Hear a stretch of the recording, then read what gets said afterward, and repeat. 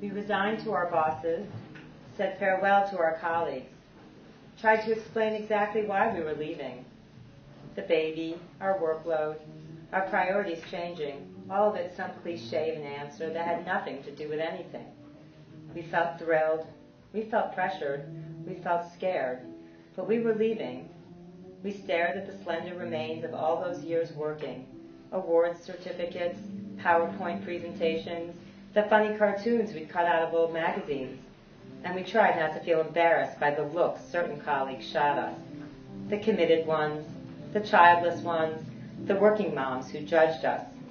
We pushed through the revolving doors, through the security booths and subway turnstiles, eyes wide, teeth clenched, terrified, relieved, anxious, confident, clueless, and woke up in a house in New Jersey, separated by a river, separated by a stratosphere, separated from our old selves by a time and place and expectation that stunned us. Motherhood. It overtook us. We ate alone at the bagel hutch, alone at the deli, alone at the Target, surrounded by yellow popcorn we gulped by the handful. Not alone, never alone. Never without our baby, growing, sprouting, molting into an almost toddler. We had Thomas, we had Sonia, we had Lucas, we had Clarissa and baby Jakey. We told ourselves we were happy. We told ourselves we'd done the right thing. We told ourselves it was okay to eat popcorn in the Target, staring at the parking lot, surrounded by abandoned shopping carts, surrounded by other mothers. Other mothers.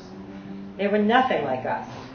Other mothers were weird, gooberish, cloying, annoying.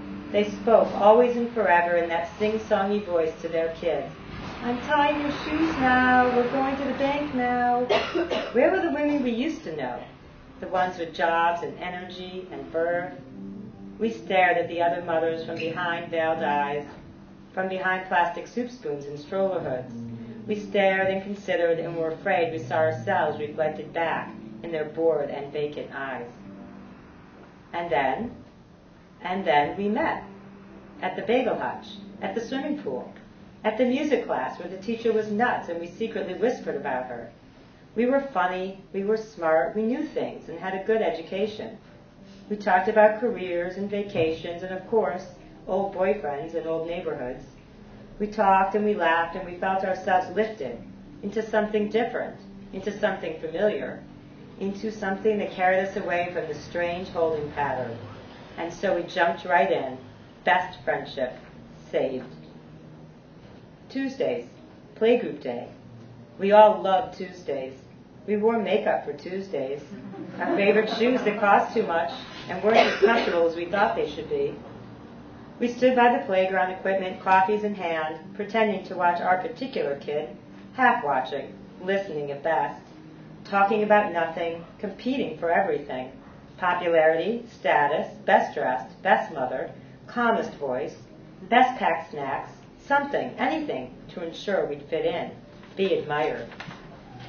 Jamaican dirty water, Lorraine was shouting to us from the top of the slide where she was forcing Jakey down it. They sell it at the old-fashioned drugstore over on Main. It calms gas, and I don't know what else. We all laughed. What else was what ailed us, what made us desperate to give the kids back. They were adorable with their eyes closed, their lids heavy with sleep. But the minute you thought you liked this job, liked this constantly being with them, they let out a wail or flung themselves on the ground, and you couldn't for the life of you figure out how to make them stop. I think it's all chemicals, protested Wallace. She knew about these things, medicines and creams, even if it was just bits and pieces cobbled together from the New York Times science section. Lorraine didn't like this, being questioned, being criticized. She glowered at Wallace. Wallace pretended not to notice. We all pretended not to notice. It was important to maintain the easy camaraderie and false intimacy that none of us had earned and all of us craved so deeply. Lorraine bent down to sniff Jakey's butt. Wallace wanted to know, did we or did we not like Katie Couric? I never put on the TV in front of my daughter, Deanne answered, in her superior college professor voice, the one she reserved for all things related to child-rearing. It is so annoying, Jean whined. Jason watches all the time.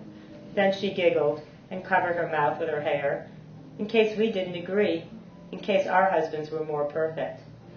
We agreed, we hated that, we hated TV. But we secretly watched it all the time, from morning till night. For company, for connection, for belief that even if the outside world had forgotten us, we hadn't forgotten it. Its drumbeat and intonations, its riots and upheavals, the stock prices and mergers, the announcements and sudden conflagrations. I never even knew who Katie Couric was before kids, shouted Mindy from the swing set, revealing her green plaid underwear as she bent down to pick up a snack bag. But now that I've seen her, I have to admit she is sort of fabulous. She said this like she was cute. She said this like she was original, as if we all hadn't seen Katie's 1,000-watt smile a million times before, as if we didn't all wait for Katie's appearance on TV to signal the awakening of the rest of the world.